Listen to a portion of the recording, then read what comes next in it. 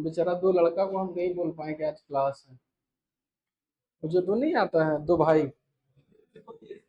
हाँ आ तो जाएगा लेकिन ना, छोड़ो, वीडियो देख के पढ़ लेगा, क्या डिस्टर्ब करें। तो टॉपिक डालिए मैग्नेटिज्म, है ना।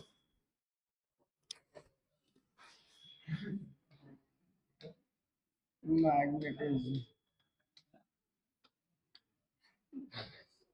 वैसे भी दोनों ट्वेल्थ पास है तो पढ़ ही रखा होगा कुछ ना कुछ।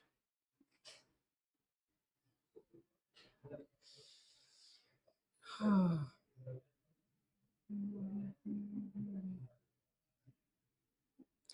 देखो, मैग्नेटिज्म ना दो पार्ट में पढ़ना है। फर्स्ट पार्ट में आपको ये पढ़ना है कि जो मैग्नेटिक फील्ड है, जैसे याद है इलेक्ट्रोस्टैट्स में क्या था, इलेक्ट्रिक फील्ड। तो आपको फर्स्ट पार्ट में यही पढ़ना है कि मैग्नेटिक फील्ड कितना, एक चार्ज ये कर रहा है, उधर उधर जा रहा है, तो आपको सिर्फ पढ़ना होगा कि मैग्नेटिक फील्ड कितना। दूसरे पार्ट में आपको ये पढ़ना है कि अगर मैग्नेटिक फील्ड है तो उस पर फोर्स कितनी, फोर्स हो चाहे क्या हो। तो अच्छा, तो बताइए कौन सा पार्ट पहले पढ़ेंगे। पहला ना, हम सेकेंड पार्ट पहले पढ़ाते हैं।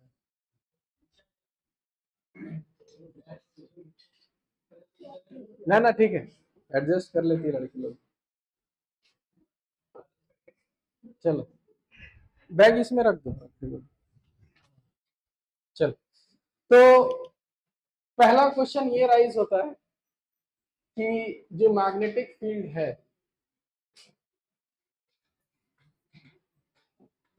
मैग्नेटिक फील्ड को किससे डिनोट करता है, बी से। बी एक वेक्टर क्वांटिटी होता है, और मैग्नेटिक फील्ड का यूनिट टेस्ला। टेस्ला एक बहुत बड़े साइंटिस्ट थे, पूरा नाम याद है वही, ठीक है। ये अगर जिंदा रहते कुछ दिन तो आज का दुनिया कुछ और ही होता। उसको मार दिया गया था बेचारे, हाँ? क्योंकि इसके पास एक ऐसा टेक्नोलॉजी था जिसमें जो पूरा हम लोग तार बिछा रखे हैं ना, वो सब कुछ वायरलेस करने वाला था। जैसे हम लोग अभी वायरलेस चार्जिंग करते हैं ना, आ गया है ना, एक फोन वायरलेस चार्जिंग सपोर्ट करता है। तो उस तरीके से अगर वो जिंदा रहते तो हमारा घर भी पूरा वायरलेस होता, एक भी तार लगाने की जरूरत नहीं पड़ता। बस एक टावर रहता सरायढेला में, एक बहुत बड़ा टावर, उससे सब वायरलेस चलता टोटल चीज। तो इतना बड़ा बिजनेस को ये ठप करने वाले थे, तो तुम जानता ही है कि क्या होता है, इसलिए मार दिया गया था बेचारा। हाँ, कहानी है खत्म। चलो कोई बात नहीं। और जीना बहुत आसान है लेकिन बढ़िया से जीना बहुत कठिन है। तो आगे बढ़ते हैं ना। अच्छा, इधर इधर मैग्नेटिक फील्ड का यहाँ दो नोटेशन होता है। अगर इस टाइप से मैग्नेटिक फील्ड दिया जाए तो मैग्नेटिक फील्ड इधर है। अगर डॉट दिया जाए इस टाइप से, और गोला भी दे देता है कभी कभी, या डॉट भी खाली देगा, तो इसका मतलब आउट ऑफ द प्लेन, यानी मेरे लिए बाहर है। और अगर आप कॉपी में बना रहे हो तो कॉपी से ऐसे बाहर। अगर सिर्फ क्रॉस दिया हुआ है तो इनसाइड द प्लेन। ये सब कुछ कुछ नोटेशन है जो हम पहले लिखा देते हैं, फिर कंफ्यूज मत हो, लिखते जाओ ये सब चीज, छोटा छोटा चीज है, फिर आगे बात करते हैं।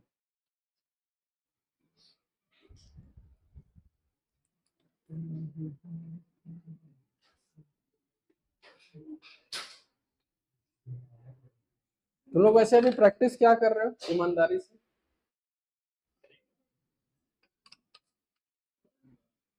करंट तक आ गए, ठीक, बढ़िया। एडवांस वाला पेपर में कम से कम 30-40% बना, ज्यादा उम्मीद हम नहीं करते हैं। 30-40% भी अगर बन रहा है तो कम से कम कितना बना होगा। 11th वाला तो एडवांस पेपर में मस्त हो रहा था, लोग से 2-3 भी बन गया होगा बहुत है। चलो सब चीज क्या ही बोल सकते हैं, हाँ? गलती निकालता है ना। चलो हो गया। अब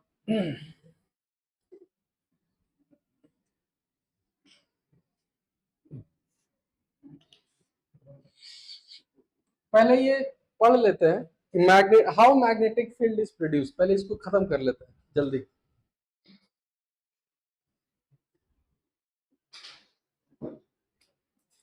बताओ, तुम बताओ मैग्नेटिक फील्ड कैसे प्रोड्यूस होता है, तुमसे पूछेंगे पहले उसको। रोल नंबर 1, हाँ इलेक्ट्रिक करंट से, बहुत बढ़िया। रोल नंबर 2, मैग्नेटिक फील्ड कैसे प्रोड्यूस होता है, बोलो। बहुत आसान है, मैग्नेट से, यही हम पूछना चाह रहे हैं। रोल नंबर 3 कहाँ, हाँ तुम, नहीं तुम रोल नंबर 4 है, 3।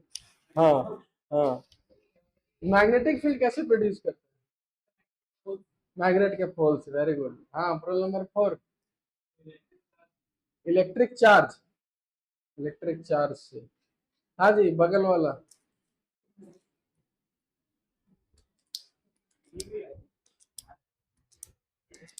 चलो हटाओ, लड़की लोग का बारी, तुम बताओ। मूविंग चार्ज को इलेक्ट्रिक फील्ड में रखते हैं, फ्लो ऑफ चार्ज से।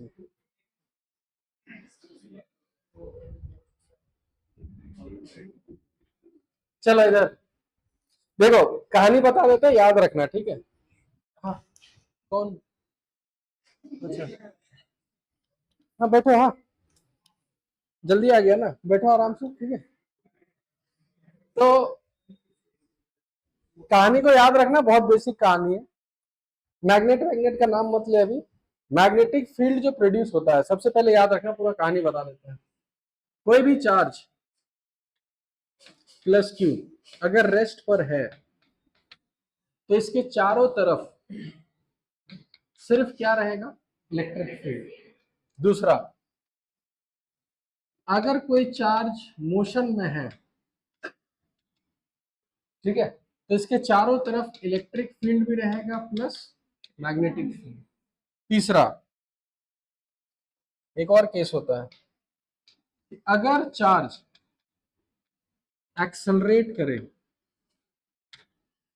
तो इसके चारों तरफ electric field plus magnetic field plus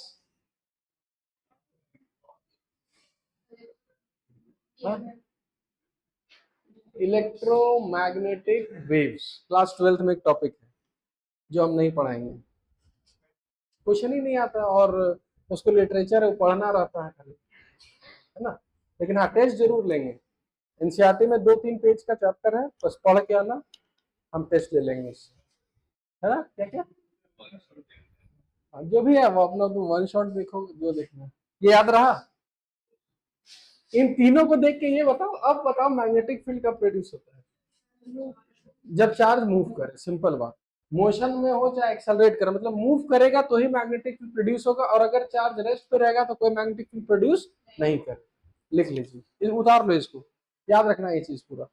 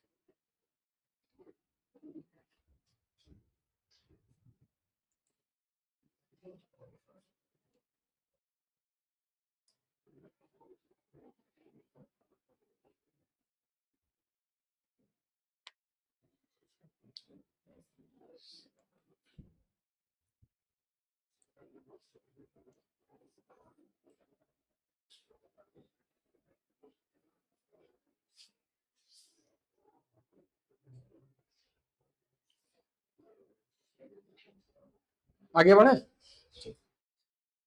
topic डालिए यहां से, force on a charge in magnetic field. Force on a charge in magnetic field.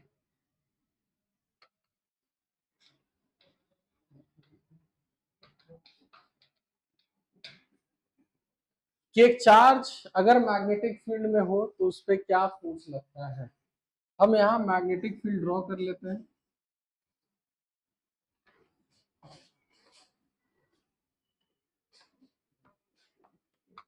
अच्छा, देखने से क्या लग रहा है, मैग्नेटिक फील्ड यहाँ कांस्टेंट है कि वेरिएबल है? कांस्टेंट है, याद है ना, स्पेसिंग वगैरह सही है।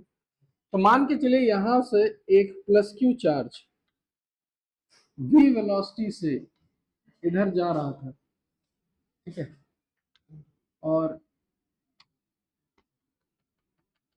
ये जो थीटा एंगल दिख रहा है ये किसके बीच दिख रहा है?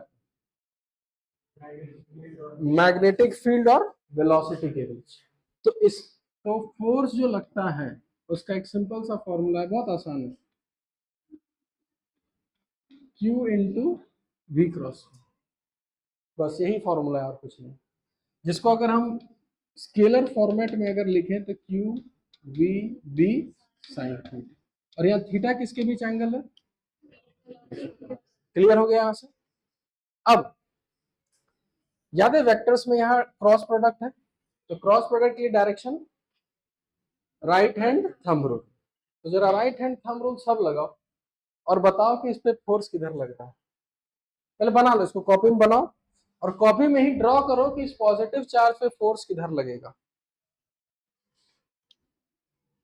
ठीक है, कॉपी में ही बनाना सारा खेल ये। और हम बता रहे इस चैप्टर में 90% खेल खाली डायरेक्शन का है, फॉर्मूला का तो यहाँ बात ही नहीं होगा।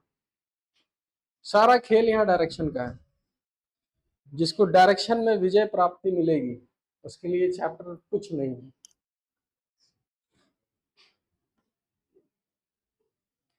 कॉपी में ही उसका डायरेक्शन बना के दिखाओ मेरे को कि कैसा होगा, फोर्स किधर लगेगा। हाथ वाथ तोड़ मत देना इसमें।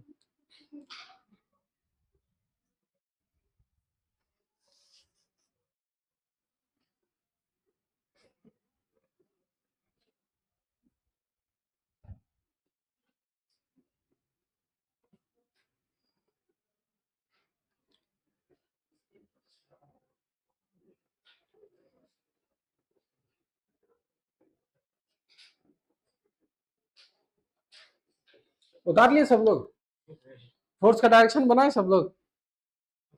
चलो तो पहले थोड़ा वेक्टर से याद कर लेते हैं कि अगर ए क्रॉस बी को अगर करें तो हमको एक वेक्टर मिलता है। सी का डायरेक्शन किधर होता है?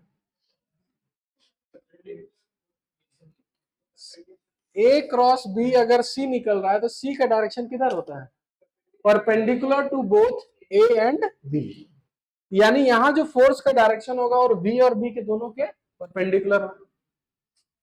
ठीक है, लिखते जाओ, बहुत क्वेश्चन इसमें होगा, क्वेश्चन का लाइन लग जाएगा। पहला पॉइंट लिखो, force is always perpendicular to velocity and magnetic field.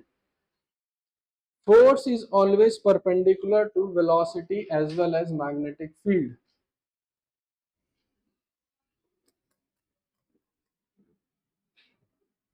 लिख लिया। अब उसका डायरेक्शन कैसे देना होता है, ठीक है, हम समझा भी देते हैं, जिसको नहीं भी आता है उसको भी समझाते हैं। एक पेन देता हूँ हमको, और एक और देता हूँ। ठीक है, मान के चलिए कि ये दो वेक्टर हैं, ठीक है, मान के चलिए ए इधर है बी इधर है, ये ए और ये बी।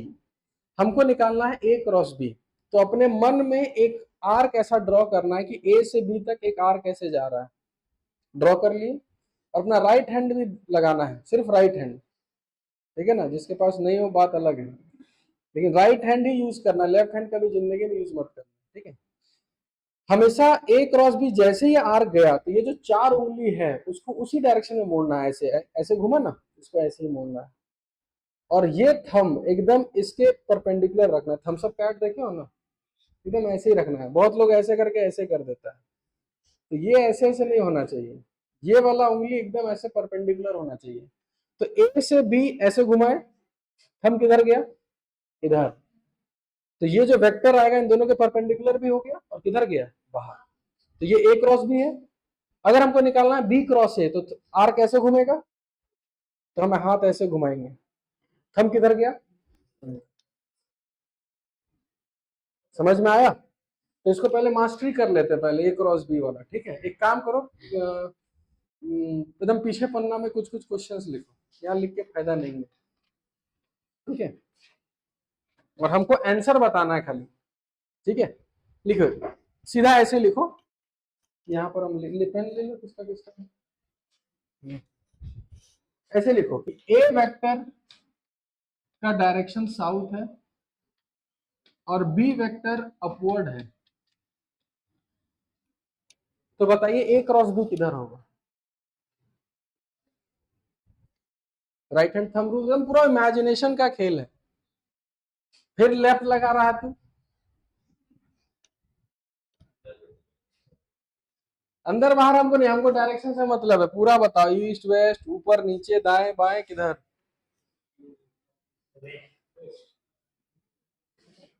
पहले इसमें मास्टरी कर लो, नहीं तो आगे बहुत दिक्कत होगा।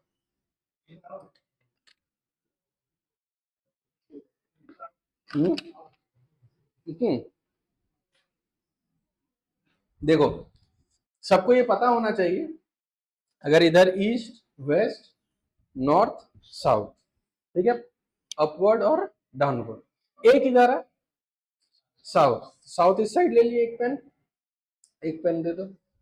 दूसरा पेन किधर होना चाहिए, अपवर्ड। ए इधर बी इधर, तो ए क्रॉस बी किधर जाएगा, इधर। इधर कौन सा डायरेक्शन है, वेस्ट। तो यानी कि ए क्रॉस बी का डायरेक्शन हो जाएगा वेस्ट। समझ में आया सबको। ठीक है, कोई बात नहीं, एक चांस और लिखो, पहले इसको मास्टरी कर लेना है। ठीक है ना, लिखिए ए का डायरेक्शन नॉर्थ और बी का direction west. A cross B cross ए,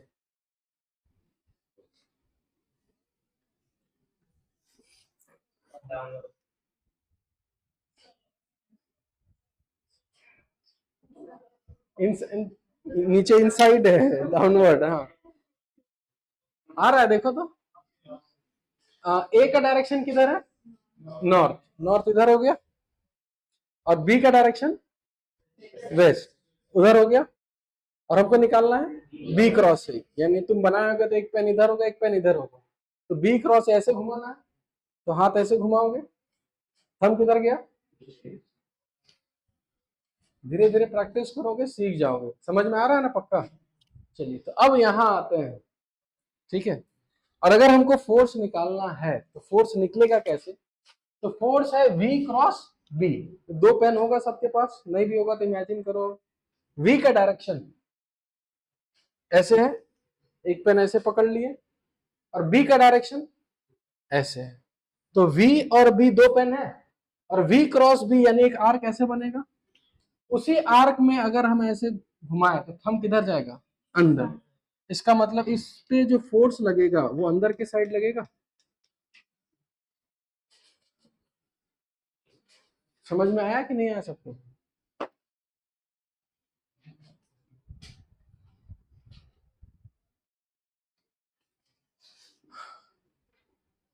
तो फोर्स किधर लग रहा है, इनसाइड। जा इधर, देखो इस चैप्टर का खासियत यही है, जाएगा इधर, फोर्स लगेगा किधर, अंदर। ठीक है, और force is always perpendicular to magnetic field and velocity. ठीक है, अब लिखो क्वेश्चन। बहुत सारा क्वेश्चन लिखेंगे, है ना। तो पहला question,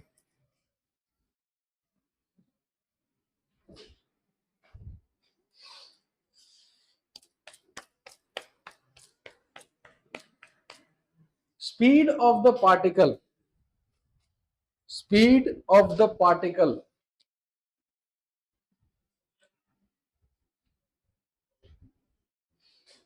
in magnetic field, speed of the particle in magnetic field, तीन ऑप्शन है, इंक्रीजेस,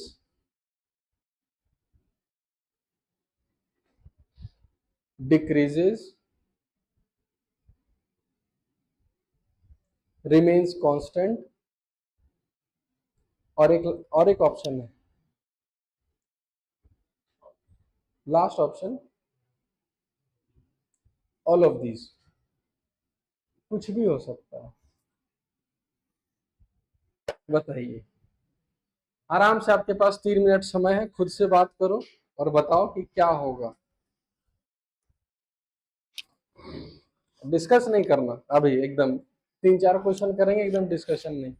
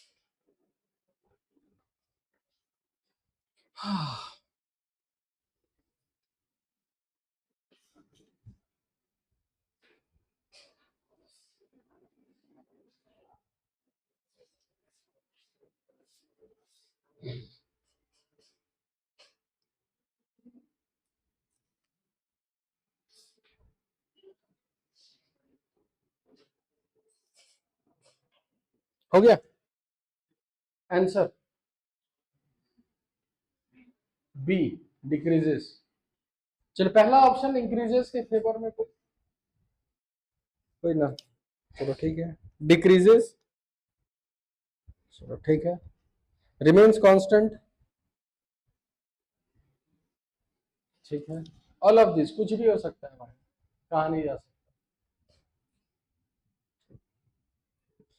चलो, तो अब इसको फिजिक्स के हिसाब से सोचते हैं। फोर्स हमेशा वेलोसिटी के परपेंडिकुलर, लिखवा भी दिए। तो अगर वेलोसिटी इधर है, फोर्स इधर है, तो एक्सेलरेशन किधर होगा? एक्सेलरेशन किधर होता है? जिधर फोर्स उधर acceleration, force is equal to mass into acceleration, acceleration भी इसी साइड होगा।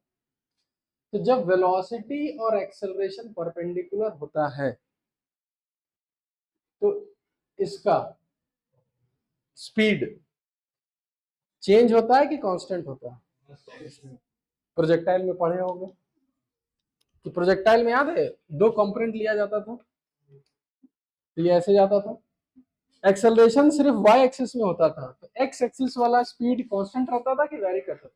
कांस्टेंट रहता। तो यानी कि मैग्नेटिक फील्ड में कभी भी इसका स्पीड चेंज नहीं होगा, हमेशा क्या रहेगा? कांस्टेंट। लिखिए उसमें नोट में, स्पीड रिमेन्स कांस्टेंट।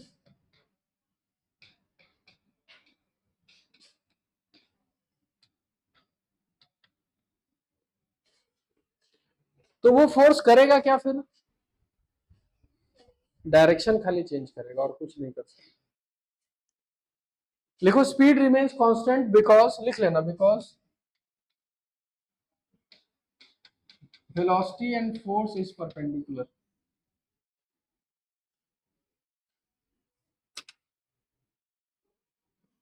ठीक है, चलो सेकंड क्वेश्चन लिखो फिर से। Work done by magnetic force, work done by magnetic force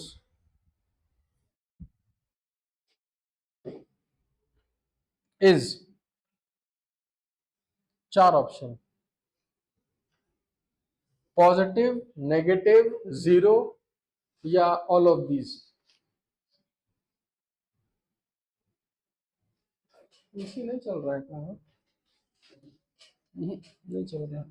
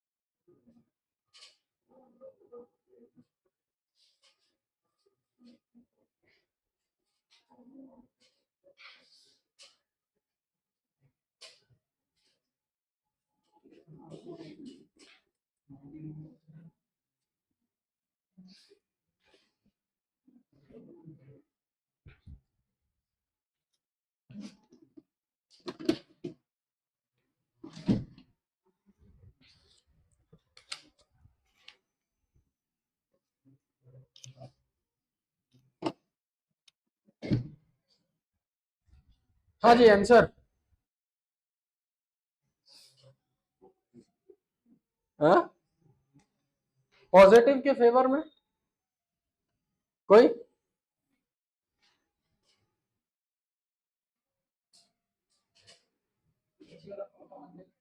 नहीं नहीं, इसी हवा ही नहीं आ रहा।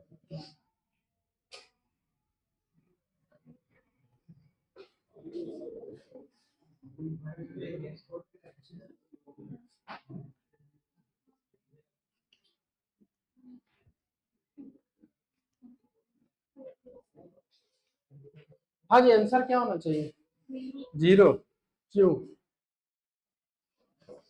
एफ परपेंडिकुलर इसलिए बस, एक्चुअल रीजन, हमको फैक्ट से मतलब होना चाहिए। क्या वर्क एंड वेलोसिटी परपेंडिकुलर? नहीं, और कुछ कोई?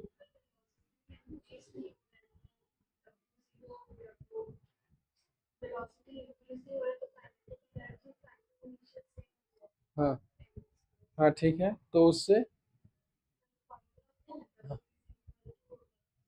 हाँ ये हुआ लॉजिक। हाँ,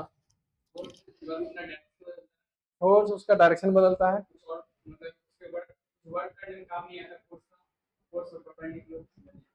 लिटरेचर हुआ ये थोड़ी हुआ, सारा फिजिक्स लॉ के ऊपर है। जैसे आपको बोलना होगा कि according to work energy theorem, बहुत सारा अभी और भी बताते हैं। वर्क एनर्जी थ्योरम होता है work done is equal to change in kinetic energy. यहाँ स्पीड सेम है तो change in kinetic energy zero, तो वर्क डन भी कितना? जीरो। पहला। दूसरा, फोर्स और वेलोसिटी अगर परपेंडिकुलर है, ठीक है, पार्टिकल किधर जाता है, फोर्स के डायरेक्शन में कि वेलोसिटी के डायरेक्शन में? वेलोसिटी के डायरेक्शन में। जिधर वेलोसिटी उधर ही जाता है ना, तो डिस्प्लेसमेंट किधर होगा? वेलोसिटी के डायरेक्शन में। तो फोर्स और डिस्प्लेसमेंट के बीच एंगल कितना? 90। और वर्क डन का formula F S cos theta, और कॉस 90 कितना होता है? जीरो। इसलिए वर्क डन कितना होगा? जीरो। लिखिए, टिक करो उसको जीरो। लिख सकते हैं work done is equal to change in kinetic energy. Change in kinetic energy zero होता है, इसलिए वर्क डन जीरो होता है। ठीक है, दूसरा लिख सकते हो डिस्प्लेसमेंट इज अलोंग वी, तो एफ डॉट एस कितना आएगा?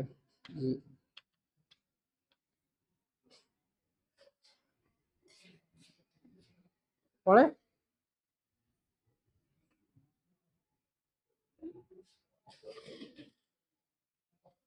क्यों क्लास चला है अभी? 1 2 दूगो दूगो तीन इसी ना चलो ये ना ना ना ना।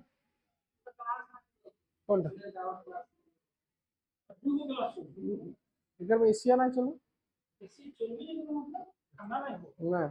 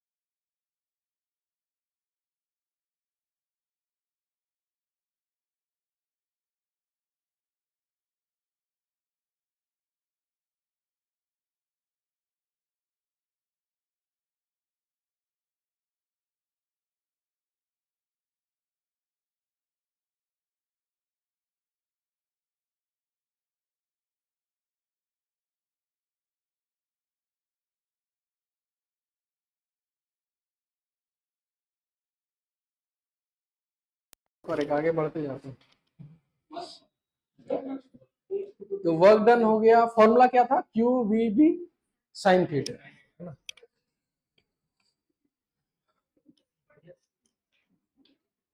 कोई डिस्कशन मत करना, ठीक है। लिखो, find the force, find the force on the charge, find the force on the charge.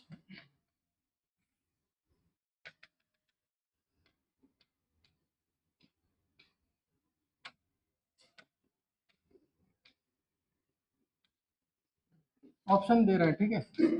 पहला ऑप्शन क्यू वी बी, दूसरा option Q V B by two, Q V B root 3/2, 0। पूरा डायग्राम ऑप्शन दिया हुआ है।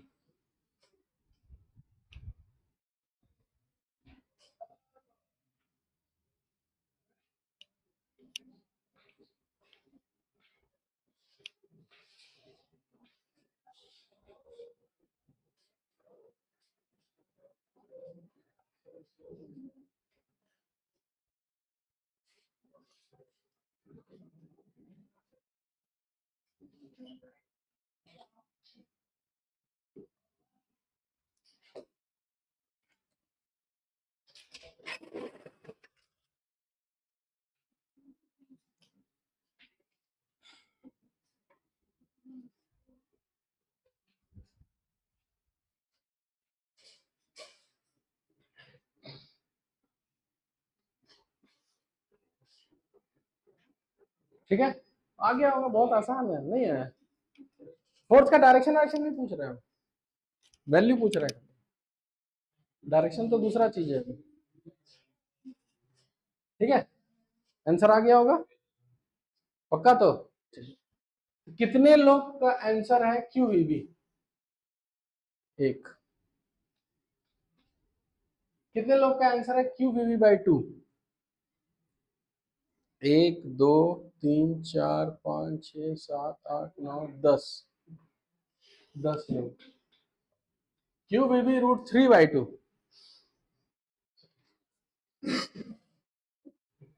है 0 1 2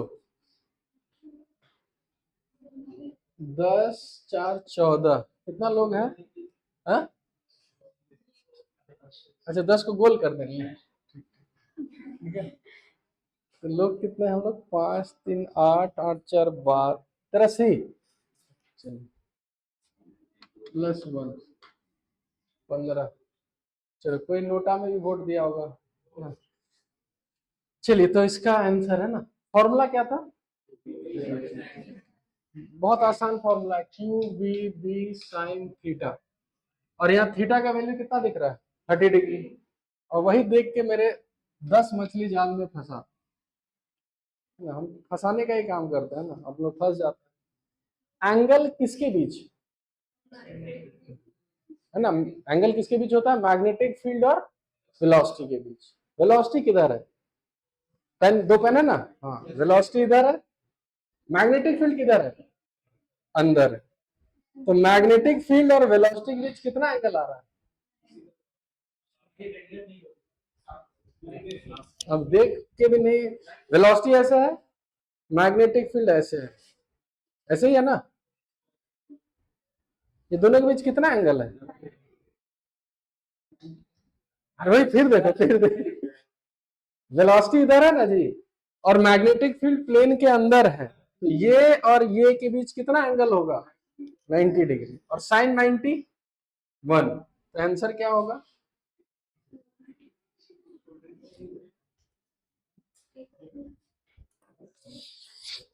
तो कोई बात नहीं, इस क्वेश्चन से सीख क्या मिला कि कहीं भी 30 डिग्री 60 डिग्री दे दे तो उससे फंसना नहीं हो। 30 डिग्री क्या दिया? ऐसे ही दे दिया।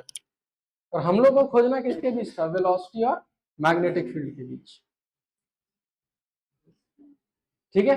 दोबारा गलती नहीं होगा, देख लेते हैं फिर।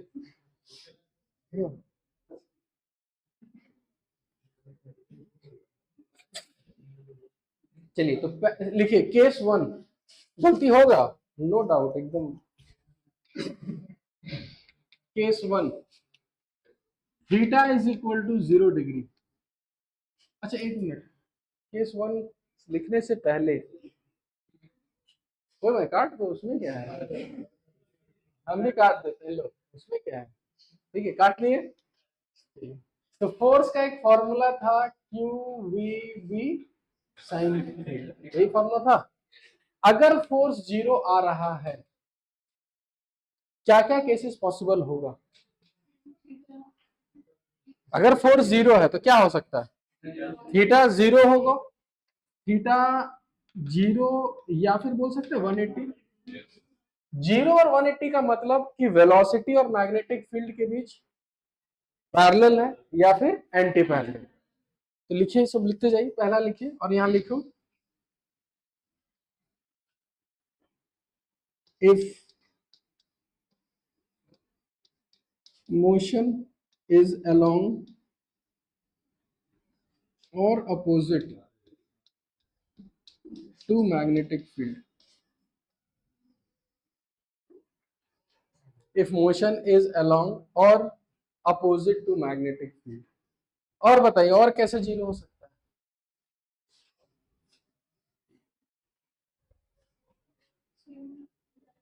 वो तो लिख लिए, और कैसे 0 हो सकता है?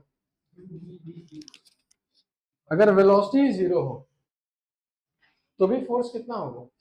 वेलोसिटी 0 का मतलब चार्ज रेस्ट पर है, तो इसका मतलब अगर मैग्नेटिक फील्ड में चार्ज रेस्ट पर है तो उस पर कभी भी जिंदगी में मैग्नेटिक फोर्स नहीं लगेगा, ठीक है। सीरीज वीरीज देख रहा है क्या तुम बैठ कर? No magnetic motivation.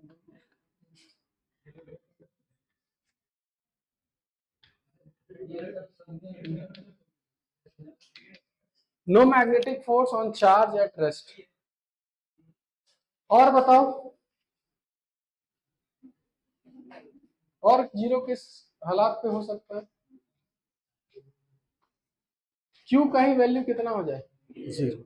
इसका मतलब कि चार्ज फोर्स सिर्फ किस पे लगेगा, या तो पॉजिटिव या फिर negative. Neutral charge, no magnetic force on neutral charge.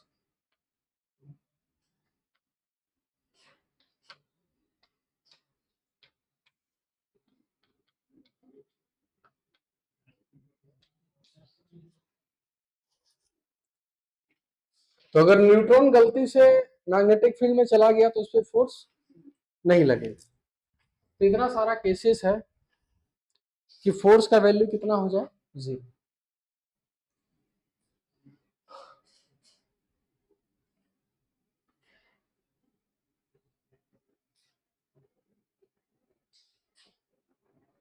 ठीक है, इतना उतारो, हमको थोड़ा 5 मिनट समय दो। हाँ, एक आदमी आया तो मिल लेते हैं पहले। नहीं नेट चल, नेट नहीं चल। हाँ जैमर, चलो देखो,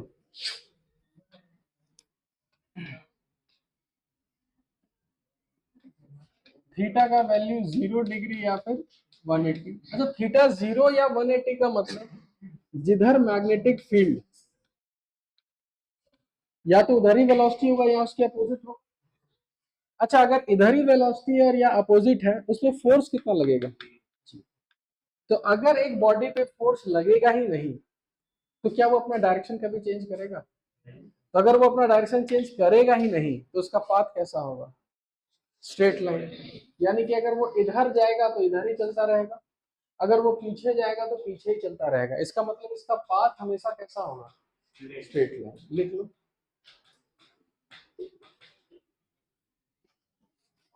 इतना पढ़ लिया होगा ना।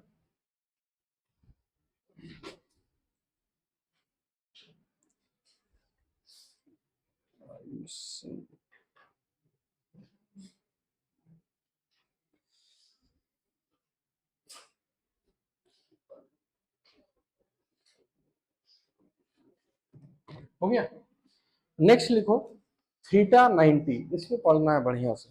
अच्छा थीटा 90 में कैसा होगा? हाँ बता बता। थीटा 90 का मतलब वेलोसिटी और मैग्नेटिक फील्ड के बीच 90 डिग्री। ठीक है, तो इसको समझाने के लिए सबसे एक बेसिक डायग्राम लेते हैं। मैग्नेटिक फील्ड का डायरेक्शन किधर है? अंदर। और एक पॉजिटिव चार्ज प्लस क्यू लेते हैं इस डायरेक्शन में। सबसे पहले मेरे को ये बताओ, डायग्राम ड्रॉ करो और इस पे फोर्स बताओ किधर लगेगा। सब लोग डायग्राम ड्रॉ करो और बताओ फोर्स किधर लगेगा। ठीक है ठीक है ठीक है। आप तो 2 पेन लेके ही जाना होगा एग्जाम में क्या?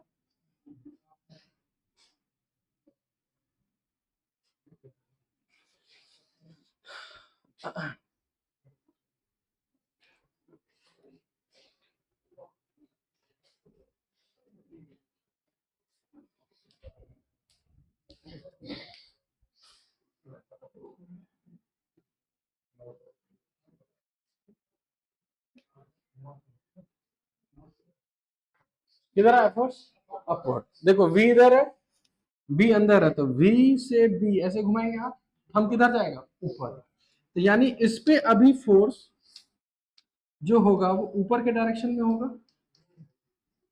थोड़ा सा सोचो कि अगर कोई ऐसे जा रहा हो और उसको कोई ऊपर खींचेगा तो ये पार्टिकल ऐसे ही जाएगा कि थोड़ा सा ऊपर जाएगा? थोड़ा सा ऊपर। यानी कुछ ही समय बाद, एकदम फ्रैक्शन ऑफ समय के बाद इसका वेलोसिटी का डायरेक्शन कुछ ऐसा हो जाएगा।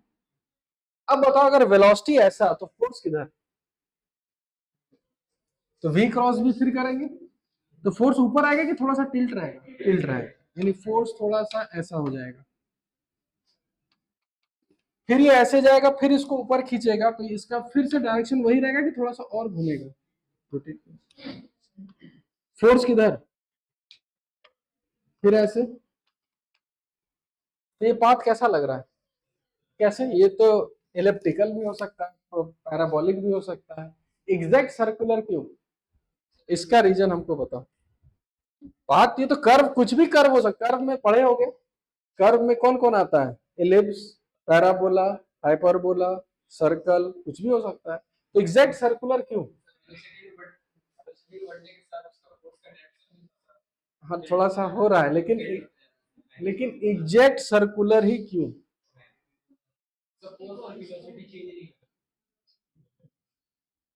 हाँ 90 डिग्री, हाँ ठीक है हम समझ रहे हैं, लेकिन एग्जैक्ट सर्कुलर क्यों? हमको बस ये जानना है खाली। और फिजिक्स में ये चीज पढ़ा है हुआ है तुम लोग, बस भूल जाते हो तुम लोग। तुम्हारा गलती नहीं है।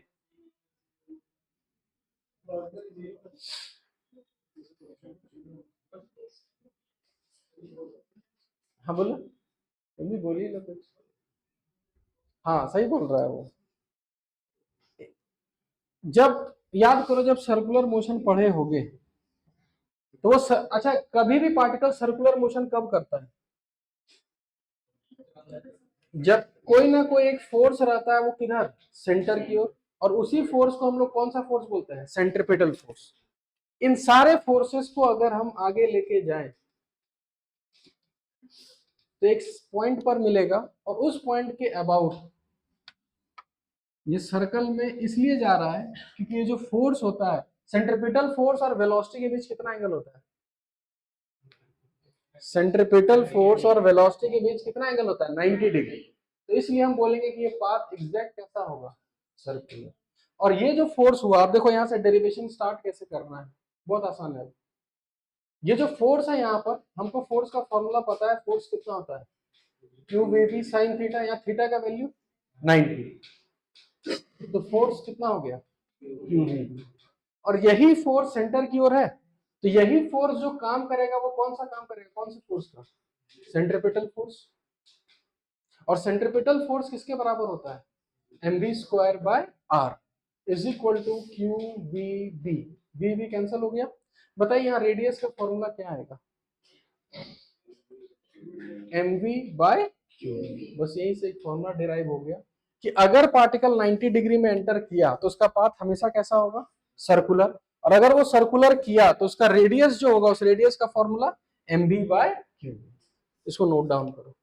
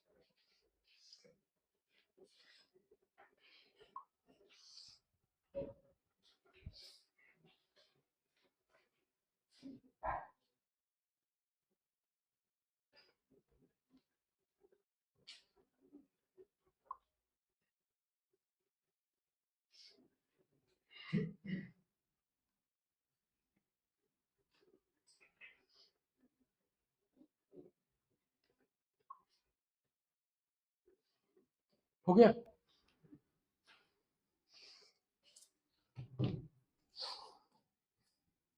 फॉर्मूला ये याद, मतलब याद क्या, भूल भी जाओ तो याद रखना टेक्निक कैसे की।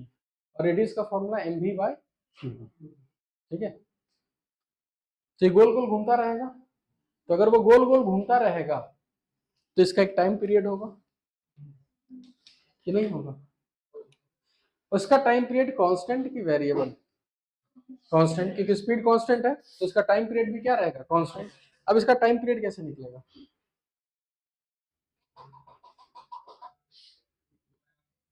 बहुत बहुत बढ़िया, 2πr/v।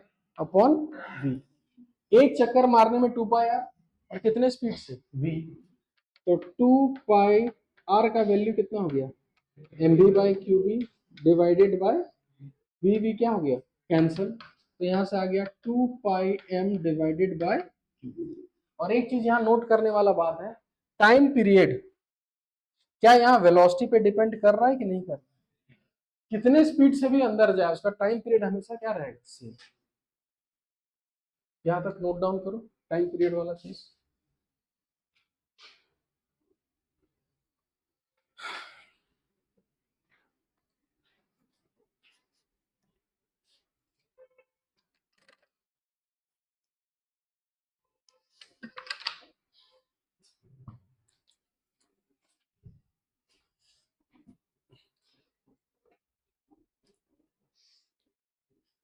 ठीक है, यहां तक नोट डाउन हुआ। अब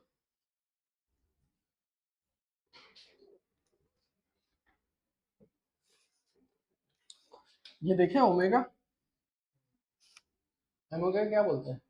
एंगुलर वेलोसिटी। एंगुलर वेलोसिटी को याद है हम लोग 2π/t भी लिखते थे। तो omega is equal to 2π/t, और t वहां क्या है? 2πm/q। 2π कैंसिल, ओमेगा का वैल्यू कितना आ गया? qb/m। इसको भी नोट डाउन करके रखो, सब आगे काम आएगा।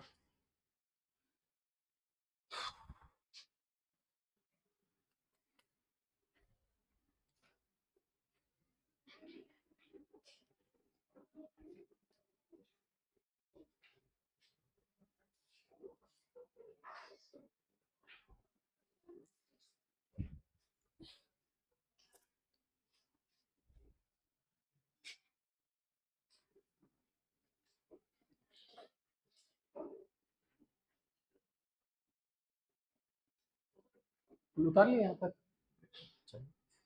अब अच्छा, फोर्स का जो हम लोग फॉर्मूला पढ़े यहाँ तक नोट डाउन हो गया ना सबका?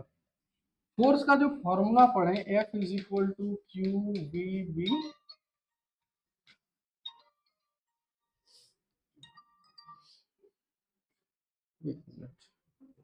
हेलो,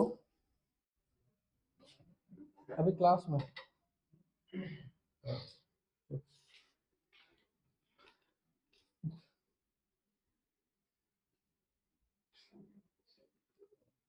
देखो, फोर्स का फॉर्मूला क्या है? Q B B sine theta. तो हम लोग जो राइट हैंड रूल थंब लगा रहे थे उससे हम लोग फोर्स का डायरेक्शन निकाल रहे थे ना, वो सिर्फ पॉजिटिव चार्ज के लिए ही था। अगर नेगेटिव चार्ज रहे तो क्या करना है? तो याद है फोर्स वेक्टर है यहाँ पर, तो अगर चार्ज नेगेटिव हुआ, तो अगर नेगेटिव वेक्टर में लग जाए तो क्या होगा?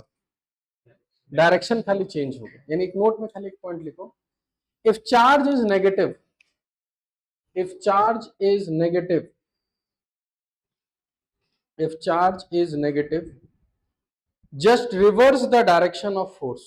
जो हम लोग राइट हैंड थंब रूल निकालते हैं ना, just reverse the direction of force by right hand thumb rule.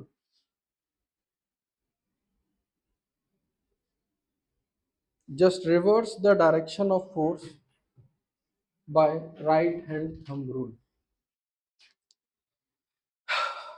ठीक है, हो गया ना ना ना ना। अब ऐसा नहीं कि पॉजिटिव ऐसे नेगेटिव ऐसे, नेगेटिव आए राइट हैंड थंब रूल ही लगाना, बस उसका डायरेक्शन क्या करना, रिवर्स। इसी पर बेस्ड एक क्वेश्चन लिखिए।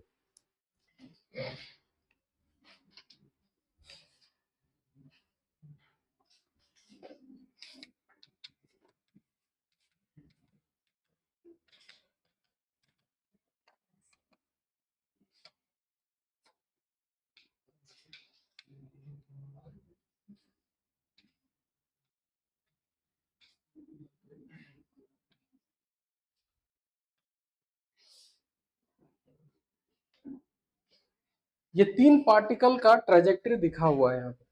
पहला पार्टिकल ऐसे गया ऐसे गया ऐसे गया, तीनों का मास सेम है।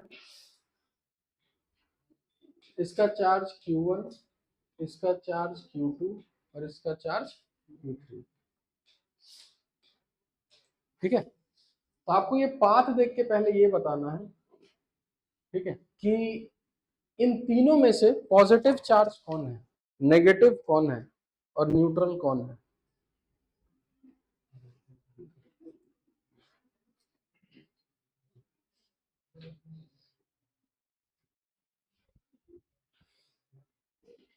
इन तीनों में पॉजिटिव कौन, नेगेटिव कौन और न्यूट्रल कौन।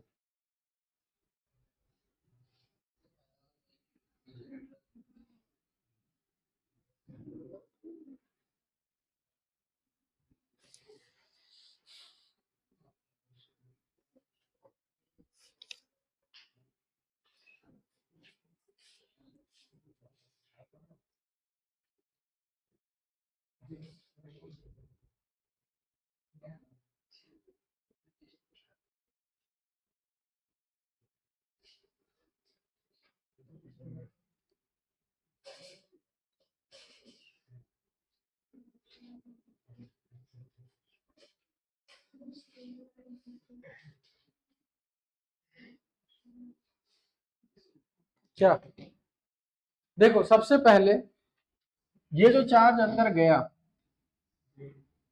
ठीक है, तो और सबका वेलोसिटी भी सेम लिख लेना, सेम वेलोसिटी से डालो, ठीक है। यहां तीनों केस में जैसे अंदर गया, वेलोसिटी और मैग्नेटिक फील्ड के बीच कितना एंगल, तीनों केस में 90 डिग्री। v इधर है, मैग्नेटिक फील्ड अंदर है, ये तीनों केस में थीटा का वैल्यू कितना है, 90 डिग्री। और थीटा 90 जब भी होता है पाथ कैसा होता है, सर्कुलर। अब ये सीधा निकल गया, इसका मतलब फोर्स इस पे लगा कि नहीं लगा, नहीं लगा, लेकिन फोर्स लगना चाहिए था अगर चार्ज कुछ होता तो, क्योंकि वेलोसिटी भी है, मैग्नेटिक फील्ड भी है, तो इसका मतलब अगर इस पे फोर्स नहीं लगा, इसका मतलब इसका चार्ज कितना है, जीरो। ये सब कुछ समझ में आया, अगर चार्ज हो तो पक्का फोर्स लगता। अब इन दोनों में पॉजिटिव कौन है, तो v इधर है, b किधर है, अंदर, तो v क्रॉस b, थंब किधर आया, ऊपर, और ये ऊपर भी गया, इसका मतलब ये फोर्स, ये जो चार्ज होगा वो पॉजिटिव ही होगा, और अगर ये नीचे जा रहा है इसका मतलब चार्ज नेगेटिव है। यानी ये समझ में आ गया कि ये जो चार्ज है वो पॉजिटिव है और ये चार्ज क्या है, नेगेटिव। इतना सबको समझ में आया।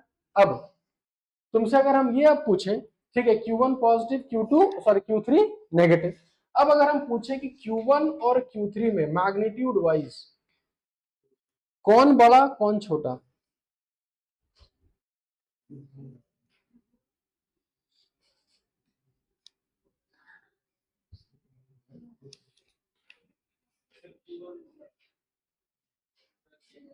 तो इसको आंसर देने के लिए radius is equal to mv/q। अब हम रेडियस का क्यों निकालें, ये जो जा रहा है ये पाथ, ये बड़ा रेडियस में जाएगा कि छोटा रेडियस में? इसके कंपैरिजन में बड़ा रेडियस में। और ये जिस पाथ में जा रहा है इसका सर्कल का रेडियस छोटा। इसका मतलब इसका आर जो रेडियस होगा वो बड़ा होगा और इसका जो R3 का रेडियस होगा वो कम होगा। और R और Q डायरेक्टली की इनवर्सली, इनवर्सली यानी जिसका चार्ज बड़ा उसका रेडियस छोटा। इसका मतलब Q3 बड़ा कि कम? बड़ा, तभी इसका रेडियस कम हुआ।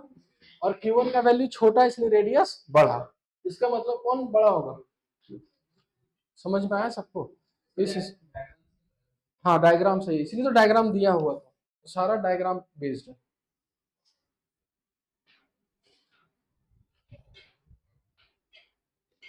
इसको नोट डाउन करो अच्छे से।